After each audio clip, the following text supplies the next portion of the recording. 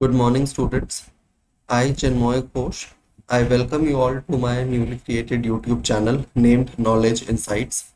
And today I will be posting my third video, which is, as you can see from the title, is from Animal Kingdom Most Expected Need 2023 Questions.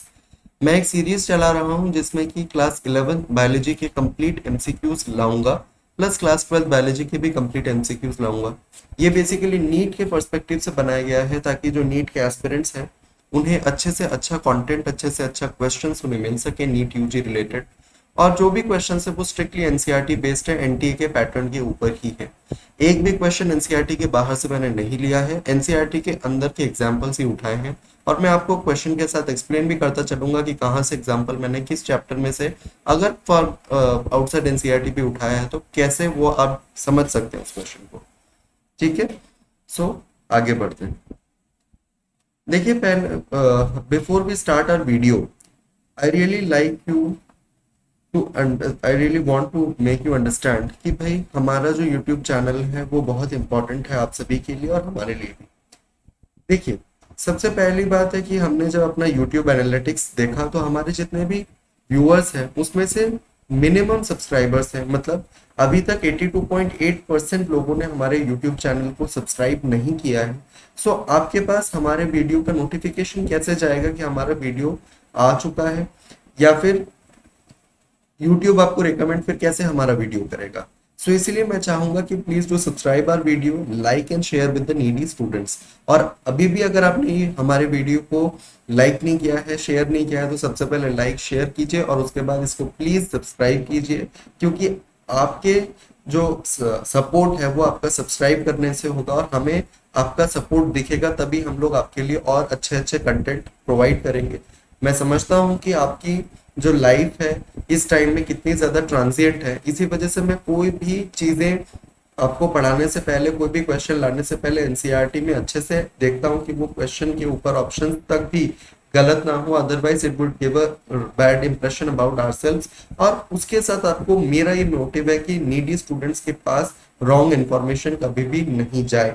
मैं चाहूंगा कि 100% strict right आपके पास सारी चीजें अच्छी content provide हो। लेकिन मैंने इसी के साथ ही ये भी देखा कि मैं किसी कोचिंग के साथ एफिलिएटेड नहीं हूँ, मैंने किसी भी कोचिंग के साथ कोई एफिलिएशन नहीं ले रखा, मैं किसी कोचिंग के साथ नहीं पढ़ा रहा हूँ। मैं खुद अपना यूट्यूब चैनल क्रिएट करके आपको फ्री में सारी चीजें प्रोवाइड करूंगा, ताकि आप लोगों को सारी चीजें यूट्यूब पे एक जस्ट क्लिक करने से अच्छा कंटेंट मुझसे मिल सके। सो आइए स्टार्ट करते हैं वीडियो को। सो देखिए, एनिमल किंगडम के क्वेश्चन से पहले मैं हमारे वीडियो जो प्लांट किंगडम, जो हमारा लास्ट वीडियो था, उसके अंदर मैंने बाय मिस्टेक एक क्वेश्चन गलत कर दिया था। उसके ऊपर मैं आज आपके लिए एक सेगमेंट लाया हूँ, one plant kingdom incorrect question correct form. जो एक प्लांट किंगडम का इनकरेक्ट क्वेश्चन था उसका करेक्ट फॉर्म। मैं नहीं चाहता कि कोई भी बच्चे को गलत क्वेश्चन मिले और गलत क्वेश्चन के बेसिस पे हमारे हमारे लिए कोई गलत धारणा बनाए, इसलिए मैंने आज पूरे क्वेश्चन को वापस से रिफ्रेश किया और चेंज किया और मैं आपके साथ ये क्वेश्चन अगेन आप देख सकते हैं, वो यूट्यूब वीडियो जो कि अभी रिसेंटली पोस्ट हुआ है on plant kingdom most expected NEET 2023 question, उसमें ये क्वेश्चन गलत है। देखिए, artificial classification system consider first vegetative characters are given equal importance as compared to sexual characters, second androecium structure is not included, third system given by Carolus Van Niel, and fourth both options 1 and 3 are correct। अब आप पहले सोचिए again कि कौन सा correct answer होगा, फिर मैं आपको समझाऊंगा कि इसका करेक्ट ऑप्शन क्या हो सकता है। तो आई थिंक स्टूडेंट्स आपको पता चल गया है करेक्ट आंसर क्या है। तो the correct answer is option number first. कैसे हुआ, देखिए, artificial classification system vegetative characters को और सेक्सुअल कैरेक्टर्स को इक्वल इंपॉर्टेंस देता है, और ये जो सिस्टम है इसके अंदर एंड्रोशियम स्ट्रक्चर को बिल्कुल बेशक इंक्लूड किया गया है, और ये सिस्टम कैरोलस लीनियस ने दिया था, ना कि कैरोलस वैन नील ने। सो जो फोर्थ ऑप्शन है, both options 1 and 3 are correct नहीं। ऑप्शन थर्ड जो है वो गलत है और ऑप्शन सेकंड भी गलत है। इसके जगह पे आप ये समझिए चारों 3.3 एनसीईआरटी की स्टेटमेंट्स है। आर्टिफिशियल क्लासिफिकेशन सिस्टम पहला स्टेटमेंट की वेजिटेटिव कैरेक्टर्स को सेक्सुअल कैरेक्टर्स के कंपैरिजन में इक्वल इंपॉर्टेंस दी गई है। दूसरा, इसके अंदर एंड्रोशियम स्ट्रक्चर को स्ट्रिक्टली इंक्लूड किया गया है। तीसरा ये सिस्टम लीनियस ने दिया था, इसीलिए आपको ये तीनों पॉइंट्स अच्छे से याद होने चाहिए। और मैंने आपको एक्सप्लेन कर दिया क्यों ऑप्शन नंबर 3 गलत है, बिकॉज ये वैन नील के हमने रिप्लेस कर दिया, वैन नील ने नहीं दिया था। वैन नील ने, आपको मैं बता देना चाहता हूँ for your kind information, plant physiology में आप जब फोटोसिंथेसिस इन प्लांट्स पढ़ेंगे उस दौरान photosynthesis is light dependent reaction, ये स्टेटमेंट बारे में एनसीईआरटी में जब डिस्क्रिप्शन है वहां पर ये दे रखा है। आप चाहें तो अभी जाके एनसीईआरटी पढ़ सकते हैं और ये लाइन पर याद कर सकते हैं। सो बाय मिस्टेक ये ऐसा हुआ था, प्लीज हमें माफ कीजिए कि भाई हमने इस तरीके के गलत क्वेश्चन आपके पास पहुंचाया। कोई भी अगर स्टूडेंट देख रहा है तो I really apologize for the same कि ये क्वेश्चन ऐसे टाइप की गलती दोबारा हमसे नहीं होगी, हम इसकी पूरी आशा करते हैं। सो चलिए आज की हमारी जो सीरीज है 14 to 15 क्वेश्चंस की एनिमल किंगडम की, वो शुरू करते हैं। So the first question which is coming to a slide based on animal kingdom, most expected NEET 2023 question is, first, slide of an unknown thing was kept in a laboratory. It was visible that two layers and a scattered layer was present in between the two layers. Identify organism exhibiting such layers. Bracket में मैंने लिखा है कि layers basically germinal layers की मैं बात कर रहा हूँ। सो आप सोचिए और ऑप्शन तब तक मैं पढ़ देता हूँ। First option is Ancylostoma, second is Pheretima, third is Limulus and fourth is Saccoglossus. अब आप पूरे क्वेश्चन को बहुत अच्छे से पढ़िए और ऑप्शंस को भी बहुत अच्छे से पढ़िए और फिर रिकॉल कीजिए कि ऐसी क्या चीज हो सकती है और ये इसका करेक्ट आंसर क्या होगा। आपको मैं 2 मिनट का टाइम देता हूँ, सोचिए।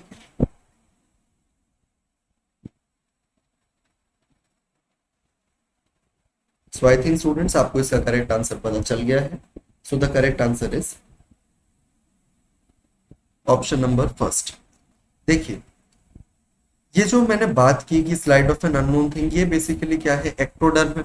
जर्मिनल लेयर्स की मैंने बात कर ली और अंदर के एंडोडर्म है, और इसके बीच में स्कैटर्ड लेयर जो प्रेजेंट है वो एक पाउचेस के फॉर्म में है, यानी कि मीजोग्लिया जिसको कहते हैं, जो भी एनसीईआरटी में ही दे रखा है। और ये पूरी कंडीशन कैरेक्टरिस्टिक है स्यूडोसिलेमेट्स के लिए। और स्यूडोसिलेमेट्स आप जानते हैं एस्केल हेलमिंथिस या फिर निमेटोड्स होते हैं। और एस्केल हेलमिंथिस या निमेटोड्स का एग्जांपल है एंसाइलोस्टोमा। एंसाइलोस्टोमा आप जानते हैं क्यों वर्म है, और उसके साथ एग्जांपल है Wuchereria, filarial worm and Ascaris round worm. तो ये 3 एग्जांपल्स एनसीईआरटी में दे रखे, उसमें से मैंने एंसाइलोस्टोमा को उठा लिया और ये इसका करेक्ट आंसर होता है। बिकॉज ये आपको जो स्लाइड में दिखेगा वो एक्चुअल में स्कैटर्ड पाउचेस में जो नजर आएगा वो मिजोग्लिया होता है, और ये एक्टोडर्म एंडोडर्म के बीच में प्रेजेंट होता है। और इस तरीके के जर्मिनल लेयर अरेंजमेंट स्यूडोसिलेमेट्स में प्रेजेंट होता है, और ये इसका एग्जांपल एंसाइलोस्टोमा है, हुक वर्म। सेकंड ऑप्शन की बात करें फेराटाइमा, फेराटाइमा एक अर्थवॉर्म है, आप जानते हैं, एक एनिलिड। लाइमुलस की बात करें तो किंग क्रैब ऑर्थ्रोपोड है। सैकोग्लोसिस की बात करें तो एक हेमिकॉर्डेट होता है। सो आई थिंक कि आपको ये बिल्कुल क्वेश्चन और उसके रिलेटेड ऑप्शंस को मैंने अच्छे से एक्सप्लेन किया। और आपको अगर इस तरीके की क्वेश्चन प्रैक्टिस करने की आदत नहीं है तो इस तरीके के क्वेश्चंस मैं आगे भी लाऊंगा, ताकि आपको ये सारी चीजें पता चले कैसे एनटीए इस तरीके के भी क्वेश्चंस बना सकता है। So I think you are now well versed with this type of question. So let's move to the next question. Statement: notochord is mesodermally derived rod-like structure formed on the ventral side during adult development in most of animals. So ये question अच्छे से पढ़िएगा। Statement first option statement is false. Second statement is true. Third both 1 and 2 but partial. Fourth none of the above. सोचिए और फिर बताइए इसका correct answer क्या होगा। सो आई थिंक स्टूडेंट्स आपने क्वेश्चन को अच्छे से पढ़ा और उसके रिलेटेड ऑप्शंस आपको समझ आ गए। सो the correct answer is option number 3। कैसे? देखिए, स्टेटमेंट पार्शियली ट्रू है और पार्शियली फॉल्स है। कैसे? Notochord is मेसोडर्मली derived rod like structure, ये जो first half of the statement is absolutely correct, but the second half of the statement which states that formed on the ventral side during adult development in most of the animals is replaced by the actual statement is that which states that formed on the dorsal side during embryonic development in some of the animals. ये इसका पूरा correct answer होगा कि notochord is मेसोडर्मली derived rod like structure formed on the dorsal side during embryonic development in some of the animals. इसके वजह से ये statement partially true है, because notochord is मेसोडर्मली derived rod like structure is true statement, whereas the other half of the statement which states formed on the ventral side during adult development in most of the animals is a false statement. So third option is correct, which states that both 1 and 2 but partial, मतलब statement 1 भी false भी है और statement false भी है और statement partial true भी है. तो इसी के साथ मुझे लगता है आपको एक क्वेश्चन समझ आ गया है. अगर आपको अभी भी एनसीईआरटी की लाइन नहीं पता चली कि मैंने कहाँ से उठाया, सो प्लीज आप एनसीईआरटी को जाइए और नोटोकॉर्ड के बारे में जो डिस्क्रिप्शन है उसे अच्छे से पढ़िए और उसके बाद ये क्वेश्चन को देखिए. आई थिंक आपको उसके बाद ये सारी डाउट्स जो है वो क्लियर हो जाएगा और रादर मेरा एक्सप्लेनेशन ही काफी है इस पर्टिकुलर डिस्क्रिप्शन को समझाने के लिए. So let's move to the next question. An organism has a free swimming larva, but its development is indirect. Identify the organism. So the statements are, options are Ophiura, Balanoglossus, grasshopper, Branchiostoma. So I think आप अब questions देखिए अच्छे से और इसके related options को देखिए और फिर आप समझिए कि इसका करेक्ट आंसर क्या होगा. So I think students आपको करेक्ट आंसर पता चल गया है. So the correct option is option number first. कैसे? An organism has a free swimming larva, but its development is indirect. Is a line which is from Echinodermates NCERT description, and Ophiura is a echinodermate. इसी वजह से मैंने Ophiura का दूसरा जो नाम होता है वो है ब्रिटल स्टार, तो वहां से मैंने क्वेश्चन उठा लिया और ये एग्जाम्पल वहां से उठाया हुआ है. जनरली लोग Ophiura को भूल जाते हैं, बट Ophiura एक एग्जाम्पल है इसका. और इसका जो डिस्क्रिप्शन है वो आपको याद रखना है कि an organism has a free swimming larva but its development is indirect is a statement which is strictly on NCERT.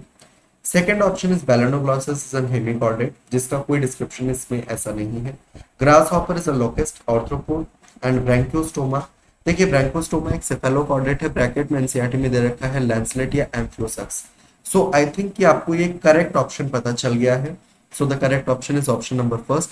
Ophiura is a brittle star and its description is given that an organism has a free swimming larva but its development is indirect. So ये statement Ophiura यानी कि brittle star यानी कि echinodermate के लिए बिल्कुल सही है. So let's move to the next question. An aquatic organism who has lateral appendages and swim belongs to which phylum and its correspondent example is. मैं दोबारा क्वेश्चन को पढ़ देता हूं आपके लिए. An aquatic organism who has lateral appendages and swim belongs to which phylum and its correspondent example is. So the options states are coelenterates comma Obelia, second Porifera comma Sycon, third annelids comma Nereis and fourth annelids comma Ascaris. So आप बताइए कि इसका correct answer क्या होगा. So I think students आपको इसका correct answer पता चल गया है. So the correct option is option number 3. देखिए एक एक्वेटिक ऑर्गेनिज्म है जिसके पास लैटरल अपेंडेजेस है और वो स्विम कर सकता है. वो एक्चुअल में एनिलिड्स होते हैं और इसका कोरेस्पोंडेंट एकमात्र एनिलिड एग्जांपल है नाइरिस. एनसीईआरटी में नेरिस या नाइरिस जैसा भी प्रोनाउंस करें वो एक एक्वेटिक एनिलिड है और इसके बारे में एनसीईआरटी में डिस्क्रिप्शन दे रखा है. सब्सिक्वेंट क्वेश्चंस में इसके रिलेटेड और भी डिस्क्रिप्शन बेस्ड क्वेश्चन मैंने बनाए हैं ताकि आपको नाइरिस के बारे में या निरिस के बारे में जो भी इंफॉर्मेशन चाहिए आप इन क्वेश्चंस के माध्यम से आराम से मिल सकता है. सो प्लीज अगर आपने एनिलिडा पढ़ते वक्त ये वर्ड को स्किप कर दिया है सो एक क्वेश्चन को बिल्कुल स्किप ना करें. अगर आपका ये क्वेश्चन गलत हुआ है सो प्लीज एनसीईआरटी के डिस्क्रिप्शन को दोबारा जाके पढ़े, अथवा ये जो एनसीईआरटी का जो क्वेश्चन है ये पूरा एनसीईआरटी का मैंने क्वेश्चन स्टेटमेंट बनाया है और वो एनिलिड्स या नाइरिस भी एनसीईआरटी के एग्जांपल है. आप इसे ही सीधा याद कर लें तो आपके लिए बहुत ही अच्छा होगा. सो आई थिंक स्टूडेंट्स आपको ये क्वेश्चन समझ आ गया है. मुझे लगता है बहुत इंपॉर्टेंट क्वेश्चन है जो आपको याद रखना ही रखना चाहिए. So let's move to the next question. Parapodia is, what is parapodia? First, lateral appendage in Butyraria. Second, dorsal appendage in Butyraria. Third, lateral appendage in Nares. Fourth, dorsal appendage in Nares और Nereis. तो मैंने कहा था कि Nereis के बारे में और भी या किसी भी और ऑर्गेनिज्म के बारे में और भी डिस्क्रिप्शन दूंगा. सो पैरापोडिया के बारे में आप बताइए ये क्या। सो आई थिंक स्टूडेंट्स आपको इसका करेक्ट आंसर पता चल गया है। So the correct option is option number 3, which means कि पैरापोडिया लैटरल अपेंडेज होता है नाइरिस के या निरिस के अंदर। ठीक है, parapodia is a lateral appendage इन निरिस। अभी थोड़ी देर पहले, अभी एक सेकंड पहले ही शायद मैंने क्वेश्चन दिया था, उसके रिलेटेड ही मैंने कहा था डिस्क्रिप्शन होगा। सो ये भी आप याद कीजिए अगर आपको एक क्वेश्चन गलत हुआ है कि parapodia is lateral appendage in Nereis. So I think students आपको एक क्वेश्चन भी पता चल गया होगा, अच्छे से समझ आ गया। So let's move to the next question. The next question states the body bears dash rows of dash comb plates which help in dash। अब आप सोच रहे होंगे पूरे के पूरे स्टेटमेंट मैंने डैश एंड डैश ही लगाया, इसलिए लगाया ताकि जब एनटीए आपसे क्वेश्चन पूछे तो मैंने जिस तरीके से आपसे पूछा है एनटीए भी हो सकता है इसी तरीके से आपसे क्वेश्चन पूछे। So the option first is 8 comma internal comma flagellated comma digestion, second 8 comma internal comma flagellated comma respiration, third 6 comma external comma ciliated comma locomotion, and fourth 8 comma external comma ciliated comma locomotion। सो अब आप ये बताइए कि इसका correct answer क्या होगा।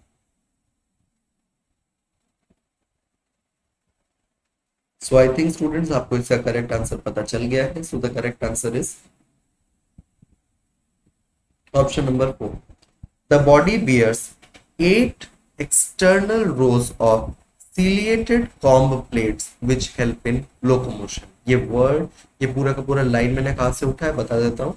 Phylum Ctenophora के अंदर ये लाइन दे रखी थी, वहां से मैंने उठाया, और इसका जो एग्जाम्पल्स है वो प्लूरोब्रैकिया एंड टीनोप्लाना होता है। सो ये स्टेटमेंट मैंने इसलिए उठाया बिकॉज आप सोचते हैं कि भाई सिर्फ और सिर्फ एग्जाम्पल याद कर लेते हैं तो ये काम बन जाएगा। देखिए एनसीईआरटी से मैंने क्वेश्चन बनाया और एनटीए भी आपसे ऐसे ही पूछ सकता है। NTA can simply play like this, जैसे मैंने आपसे किया। हो सकता है आपका इसका आंसर मेजोरिटी का गलत भी हुआ होगा, बट आपका गलत होना ही नहीं चाहिए, बिल्कुल भी गलत नहीं होना चाहिए। बहुत बहुत इंपॉर्टेंट क्वेश्चन है, इस पे एनटीए जरूर से इस पे क्वेश्चन बनाएगा, ये मुझे लगता है।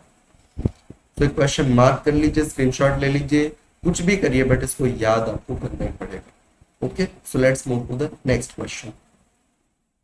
Statement number 1, polyps produce medusa sexually and medusa form polyp asexually। Statement number 2, polyps form medusa asexually and medusa form polyp sexually। So the option number first states statement number 1 is true and statement 2 is false। Second, both statements 1 and 2 are false। Third, statement 1 is false and statement 2 is true। Fourth, none of the above is correct। सो अब आप बहुत ध्यान से सोचिए और उसके बाद बताइए इसका करेक्ट आंसर क्या होगा।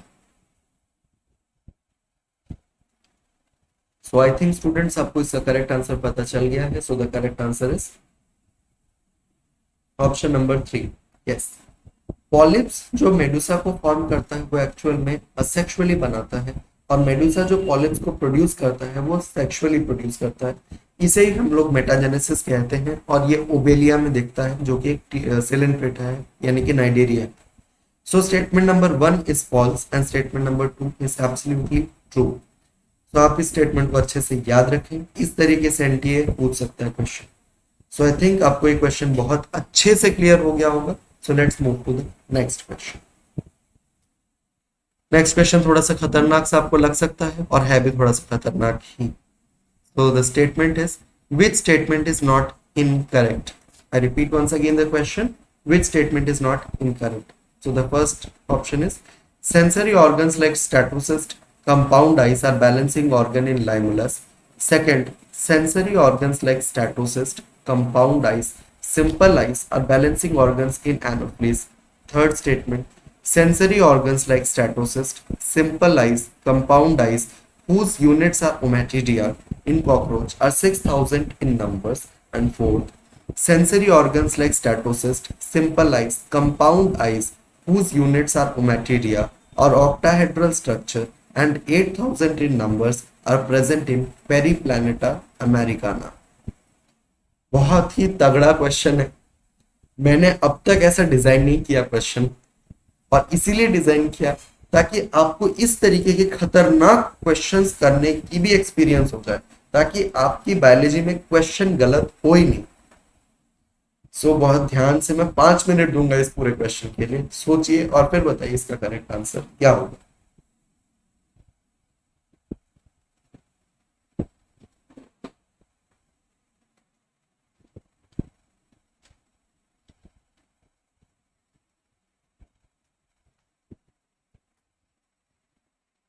तो आई थिंक स्टूडेंट्स आपको इसका करेक्ट आंसर पता चल गया है।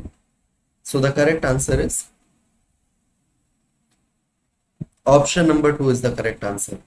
Which statement is not incorrect means कौन सा स्टेटमेंट करेक्ट है, नॉट इनकरेक्ट मीन्स स्टेटमेंट कौन सा करेक्ट है। और इस तरीके का क्वेश्चन इसलिए मैं लाया बिकॉज नीट 2020 में बहुत ज्यादा और 2021 में भी बहुत ज्यादा इस तरीके के क्वेश्चंस आए थे। सो ये मैंने उठाया है ऑर्थ्रोपोड के अंदर, ऑर्थ्रोपोडा फाइलम ऑर्थ्रोपोडा के डिस्क्रिप्शन में था। Sensory organs like statocyst, compound eyes, simple eyes are balancing organ in Anopheles. Anopheles आप जानते हैं मॉस्क्यूटो एक ऑर्थ्रोपोड। अब थर्ड ऑप्शन को मैं एक्सप्लेन करता हूँ। Sensory organs like statocyst, simple eyes, compound eyes whose units are ommatidia, ये स्टेटमेंट बिल्कुल सही है, इन कॉकरोच बिल्कुल होता है। और 6000 नहीं बल्कि 8000 इन नंबर्स, ये 6000 लिखने की वजह से ये स्टेटमेंट एब्सोल्युटली फॉल्स हो गया। अब फोर्थ ऑप्शन क्यों गलत हुआ ये बताता हूँ। Sensory organs like statocyst, simple eyes, compound eyes whose units are ommatidia or octahedral structure and 8000 in numbers are present in Periplaneta americana। देखिए ऑक्टाहेड्रल स्ट्रक्चर नहीं होता, ये हेक्सागोनल स्ट्रक्चर होता है। इसका ओमेटिडिया यूनिट्स होते हैं, पेरीप्लैनेटा अमेरिकाना कॉकरोच होता है और उस वो हेक्सागोनल स्ट्रक्चर होता है और ये 8000 नंबर्स में होते हैं। ये पेरीप्लैनेटा अमेरिकाना में प्रेजेंट होते हैं। सो ये पूरा डिस्क्रिप्शन ऐसे है कि sensory organs like statocyst, simple eyes, compound eyes whose units are ommatidia are hexagonal structures and 8000 in numbers are present in Periplaneta americana, तब जाके स्टेटमेंट सही होता। सो इस क्वेश्चन के हिसाब से करेक्ट स्टेटमेंट यानी कि not incorrect, incorrect not incorrect statement होगा second option which state sensory organ like statocyst, compound eyes, simple eyes are balancing organ in Anopheles. अब आप सोच रहे होंगे कि स्टेटमेंट नंबर 1 क्यों गलत है। देखिए स्टेटमेंट नंबर 1 गलत नहीं है बट स्टेटमेंट नंबर 1 अधूरा है। विच स्टेट्स की भाई sensory organ like statocyst, compound eyes are balancing organ in Limulus, भाई सिंपल आइज भी एनसीईआरटी का डिस्क्रिप्शन है। सो ये क्वेश्चन गलत नहीं है। अगर सपोज मैं सेकंड ऑप्शन नहीं देता तो फर्स्ट ऑप्शन सही होता, क्योंकि सेकंड ऑप्शन ज्यादा डिस्क्रिप्टिव है और सेकंड ऑप्शन ज्यादा सही है as compare to first option. इसी वजह से सेकंड ऑप्शन सही है, ज्यादा सही है फर्स्ट ऑप्शन के कंपैरिजन में। आप सिंपलाइज की वजह से डिस्क्रिप्शन में डिफरेंस है। लाइमुलस अगेन किंग क्रैब जो कि एक ऑर्थ्रोपोड है। सो प्लीज बेटा ये क्वेश्चन बहुत ज्यादा इंपॉर्टेंट है, ये क्वेश्चन पे मार्क लगा लो, ये बहुत इंपॉर्टेंट क्वेश्चन है। हो सकता है एक बार में आपको देख के लगे यार इस तरीके का क्वेश्चन पूछा जाता है क्या। मैंने पेपर दिया है नीट 2022 का, मैंने देखा है एनटीए किस हिसाब से क्वेश्चन बना रहा है और उसका पैटर्न बिल्कुल इसी तरीके का है। So I think you are well versed with this type of question. So let's move to the next question. Next question is Nereis या Nereis is first an aquatic form and is bisexual, second an aquatic form and is unisexual, third a terrestrial form and is bisexual and fourth a terrestrial form and is unisexual। तो आप सोचिए कि किसका correct answer क्या होगा। So I think students आपको इसका correct answer पता चल गया है। So the correct answer is option number 2। Yes, Nereis is the Nereis is an aquatic form and is dioecious as per NCERT। Dioecious मतलब होता है यूनिसेक्सुअल। अब मैंने कहा था ना नीरिस या नायरिस में जितने भी पॉसिबल क्वेश्चन है ये मैंने सब बना दिए ताकि आपको अब इस क्वेश्चन को एनसीईआरटी में भी पढ़ने की जरूरत नहीं है। मैंने सारे के सारे क्वेश्चंस आपके रिलेटेड जो एनसीईआरटी से बना दिया है। सो ये नीरिस के रिलेटेड सारे क्वेश्चंस आई थिंक ओवर होते हैं। So let's move to the next question. To remove stains from clothes of blood, which is commercially used? First option is Locusta, second is Cucumaria, third is Aplysia and fourth is Hirudinaria। Question को अच्छे से पढ़िए और option को भी अच्छे से पढ़िए।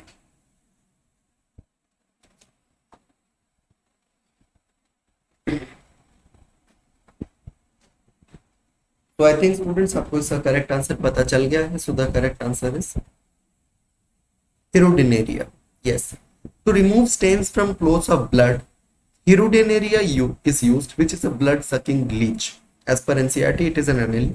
First option, Locusta is an arthropod. Second, Cucumaria. C, cucumber is an echinodermate. Aplysia sea hair means it's an mollusca. मैं जो नाम साथ में लेकर लेता जा रहा हूँ, एप्लीसिया सी हेयर इसका कॉमन नेम है. हिरुडिनेरिया ब्लड सकिंग लीच, ये इसका next name. So I think students आपको इसका करेक्ट आंसर पता चल गया है. So let's move to the next question. Fertilization is internal and development is through many larval stages. Which example suits it? So options देख लेते. First, liver flu. Second, Portuguese man of war. Third, bath sponge. And fourth, brain coral. ये description किसके बारे में दे रखा है आप ये सोचिए और उसके बाद बताइए कि इसका करेक्ट आंसर क्या होगा.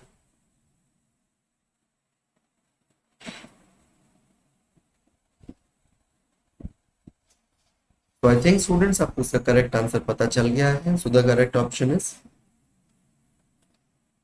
answer number 1 is the correct option, which states that fertilization is internal and development is through many larval stages.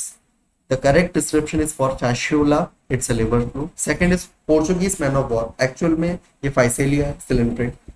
और ये जो है Platyhelminthes है फर्स्ट ऑप्शन जो इसका करेक्ट डिस्क्रिप्शन है. बाथ स्पॉन्ज यूस्पोंजिया जो कि हमारे पास पॉरीफेरा है, और ब्रेन कोरल मिएंड्रिना कहते हैं इसे जो कि सिलेंड्रेट है. सो आई थिंक आपको इसका करेक्ट आंसर पता चल गया है. ये डिस्क्रिप्शन प्लैटीहेल्मिन्थिस का था और एग्जांपल भी प्लैटीहेल्मिन्थिस का है. फैस्टियोला लिवर फ्लू, आप चाहें तो इसे रिप्लेस करके टीनिया सोलियम भी लगा सकते हैं, that is the tape worm. So let's move to the next question. Space between hump and mantle is called first visceral cavity, second mental cavity, third spongiocele and fourth is gastrovascular cavity. तो आप इस question को देखिए और बताइए students इसका correct answer क्या होगा. सो आई थिंक आपको इसका करेक्ट आंसर पता चल गया है. So the correct option is mantle cavity. So the space between hump and mantle is called as mantle cavity. वैसे तो बहुत सिंपल ही है, आप कर भी सकते हो आराम से. भाई मेंटल मेंटल लगा दिया, कैविटी सही है.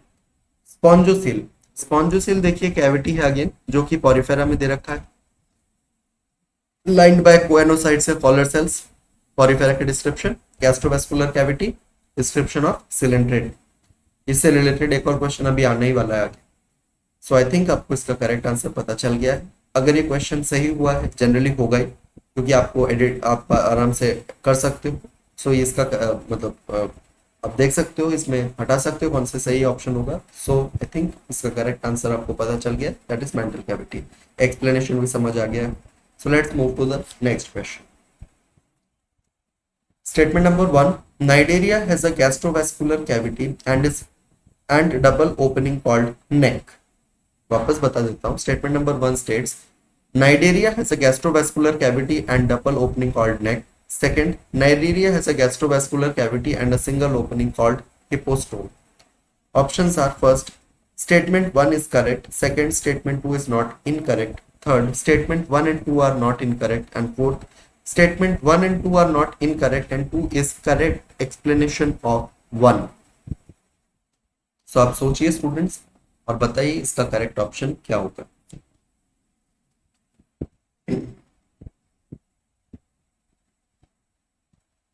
So I think स्टूडेंट्स आपको इसका करेक्ट आंसर पता चल गया है. So the correct option is option number 2, yes.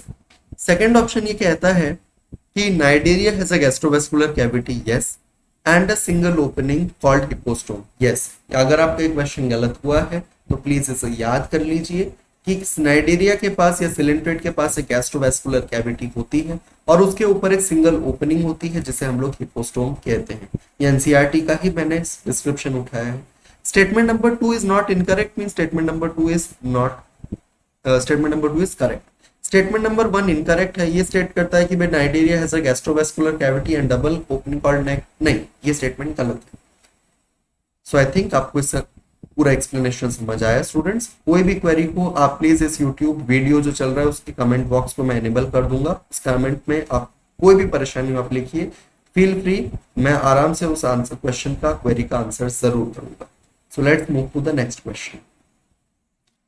Larval stage is morphologically distinct from adults. This statement best suits for first Aurelia, second Taenia, third Pleurobrachia and fourth is Scypha. So अब आप सोचिए और बताइए इसका correct answer क्या होगा. So I think students you have got the correct answer. So the correct option is option number 4. Yes, larval stage is morphologically distinct from adults. ये Porifera के अंदर डिस्क्रिप्शन दे रखा है और ये एग्जांपल बेस्ट है साइकॉन के लिए. साइकॉन, साइफा इसका एग्जांपल है.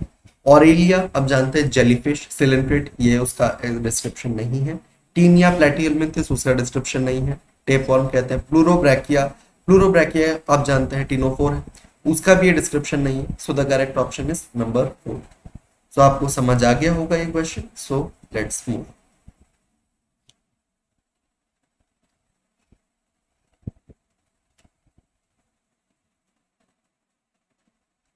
सो आई थिंक स्टूडेंट्स आपको पूरा डिस्क्रिप्शन अच्छे से समझ आया. ये क्वेश्चंस जो हैं ये बहुत ज़्यादा इंपॉर्टेंट है. इन क्वेश्चंस के अंदर हर एक मैंने कॉन्सेप्ट यूज़ किया. हाँ, अभी तक मैंने सिर्फ और सिर्फ हेमी कॉर्डेट तक ही लिया है. कॉर्डेट के अंदर और क्वेश्चंस आएंगे आगे सब्सिक्वेंट वीडियोस में. तब तक stay tune to our channel. Okay then, thank you.